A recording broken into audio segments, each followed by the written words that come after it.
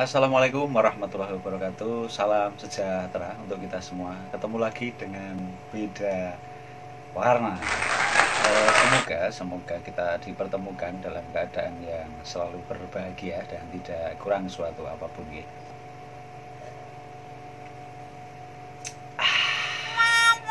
Masih bersama beda warna yang akan selalu mengangkat momen-momen lucu dan unik menjadi layak untuk kita bongkar-bongkar. Kali ini siapa yang akan kita reaction? Siapa yang tidak kenal dengan salah satu perempuan fenomenal ini, Mbak Inayah Wahid. Kalau saya baca di biografinya, ini ada Inayah Wulandari Wahid atau yang lebih dikenal dengan nama Inayah Wahid. Beliau ini kelahiran 31 Desember 1982. Masih kakak saya ya. Mbak, ngapunten Mbak Inayah saya bikin konten ini karena terus terang saya salah satu fans dari jenengan. Saya tertarik dengan kelucuan jenengan, kecerdasan panjenengan dan kecerdasan. Jadi bukan hanya cerdas tapi juga cerdas. Beliau adalah putri bungsu dari salah satu presiden kebanggaan kita, Bapak Kiai Haji Abdul Rahman Wahid. Rasa kekian cangkem nggih. Ngapunten iki rada-rada pekok. Langsung saja kita simak videonya. Jadi ini adalah video waktu beliau diundang dalam sebuah acara program salah satu televisi nggih. Di sana ada Bang Irfan Hakim, ada Bang Raffi Ahmad juga. Wis kayak kanca dhewe. Aduh, ada Ko Alfa yang selalu seru di sana. Mudah-mudahan berkenan nggih kita reaction. Ini adalah cerita haru dari Mbak Inayah Wahid ini seputar ayahandanya Gus Dur. Langsung saja kita simak videonya, nanti kita bongkar-bongkar.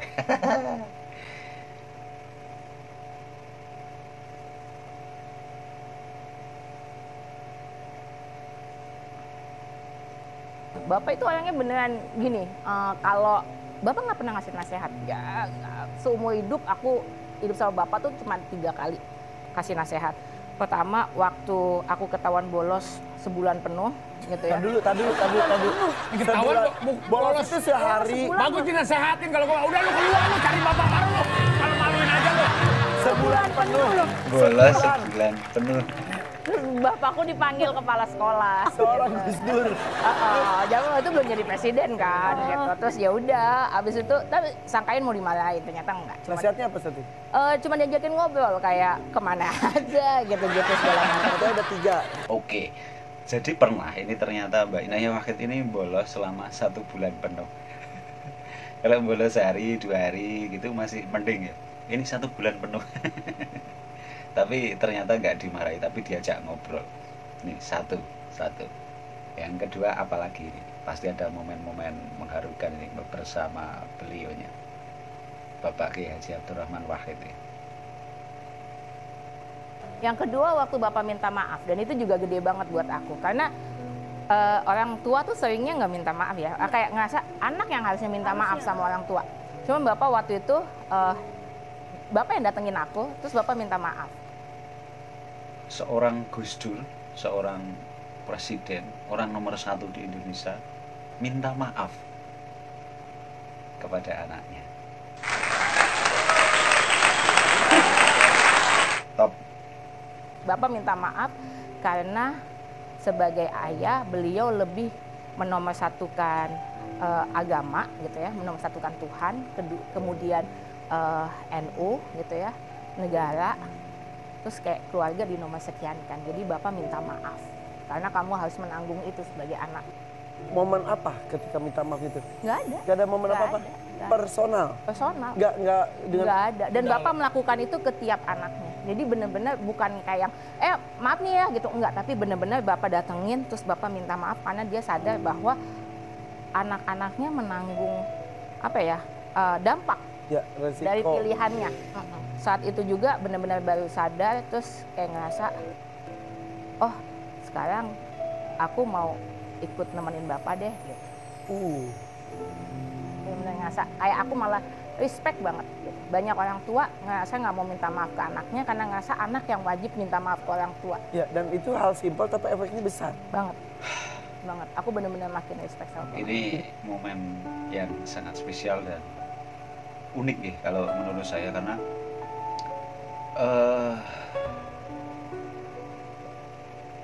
berat. Aduh, ini kayak pas kontennya gini ya. Kalau bicara soal ini, soal cinta itu, apalagi cinta orang tua ke anaknya. Ini bahkan sampai seorang Gus Dur minta maaf ke anaknya. Ini kan sebuah pembelajaran yang sangat berharga nih. Sementara kebanyakan orang tua itu kan merasa bahwa dirinya itu sudah pinter, sudah banyak makan asam garam, sehingga lebih cenderung menganggap bahwa ketika anak melakukan sebuah kesalahan mungkin di mata orang tua nih, tapi seorang Gus Dur justru mau meminta maaf. Ini sudah sudah di luar nalar mungkin. Karena kebanyakan orang tua akan lebih memilih untuk menyalahkan anaknya dan menganggap bahwa orang tua itu selalu benar. Ini yang justru perlu kita bongkar di sini, bahwa penting sekali walaupun sudah menjadi orang tua tetap selalu belajar dan terus belajar memaknai dan memahami kehidupan. Jangan sampai kita terpancing bahwa diri kita ini sudah benar dan selalu benar. Nah, ini sudah dicontohkan sama beliaunya, Bapak Kiai Haji Abdul Rahman Wahid, bahwa sebagai orang tua, apalagi yang dibutuhkan oleh umat, dibutuhkan oleh negara, ini tentu banyak sekali meninggalkan bahkan kehilangan momen-momen penting bersama putri-putrinya. Maka disitulah ada sebuah momen seorang Gus Dur yang disitu sebagai orang tua minta maaf kepada Mbak Inayah. Ini keren, ini lor, ini pelajaran berharga, ini ilmu mahal. Untungnya salah satu presiden kita ini ilmu dan adabnya itu luar biasa. Itu salut ini untuk Gus Durian, ini salam hormat dari bidawana. Ngapunten, ini masih banyak belajar, mudah-mudahan ini ke depan bisa semakin memberikan konten-konten yang bermanfaat gitu nih. Ada lagi ternyata momen lain dari Mbak Inayah. Yang ketiga, sebelum meninggal, Bapak itu meninggal dalam kondisi siang itu masih aku bacain berita, masih aku bacain koran, masih aku bacain buku. Oh, itu kamu yang selalu di akhir-akhir itu selalu bacain? Karena waktu itu di rumah sakit dan aku yang seminggu penuh itu di rumah sakit nemenin Bapak. Oke, di Iya, siang itu. kakak-kakak aku kan kerja, maksudnya pulang kerja gitu. Waktu itu kan aku masih benar-benar kayak baru lulus, jadi masih belum banyak kerjaan. Waktunya banyak. Siang. Masih bacain buku, bukunya tentang Muhammad Yunus ya, tentang ekonomi kerakyatan kan. Oke. Terus Saat itu Bapak maaf, masih sadar? masih sadar sebelum dibawa masuk ke ruang operasi. Dengerin gitu? Masih ketawa kalau aku ngomongnya salah atau ada kata-kata yang lucu. Terus terakhir Bapak cuma bilang, jangan lupa baca. Karena cuma itu aja, sampai mati harus baca. Dan kalau kita mau lihat sebagai seorang muslim, tugas utama pertama yang diberikan sebagai muslim kan Iqra. Dan baca tuh baca buku, baca alam, baca kehidupan.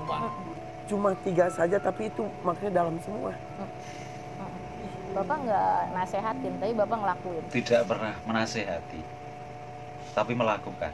Nah, ini kan salah satu bentuk dakwah. Dakwah ganti lagu, luar biasa.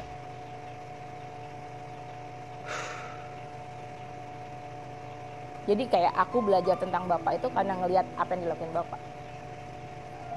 Dan dari cerita tadi itu ya, jadi nampar kita sebagai orang tua, nampar kita sebagai warga, nampar kita sebagai anak. Beruntung banget tau. Beruntung banget tau. Enggak. Ternyata salah satu presiden kita tuh hebat semuanya dengan karakter masing-masing. Kita tahu Gus Dur itu ya cuma sebatas guyonannya, ternyata sedalam itu ya. Dan kita dengar dari salah satu anaknya.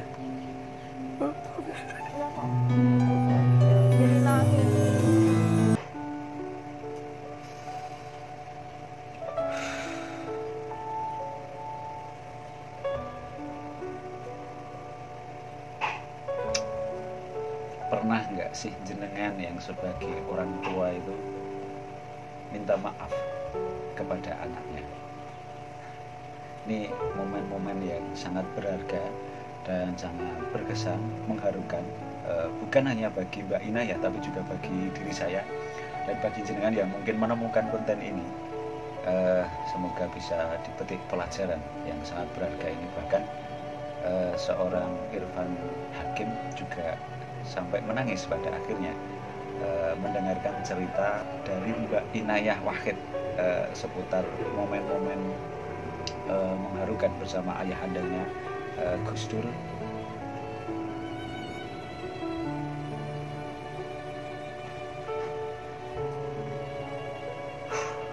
Berat, ini berat. Tapi saya kira jenengan lebih cerdas dalam menangkap setiap apapun yang terselip di konten-konten ini, karena harapan saya bahwa konten-konten saya ini akan bisa diterima di hati panjenengan semuanya.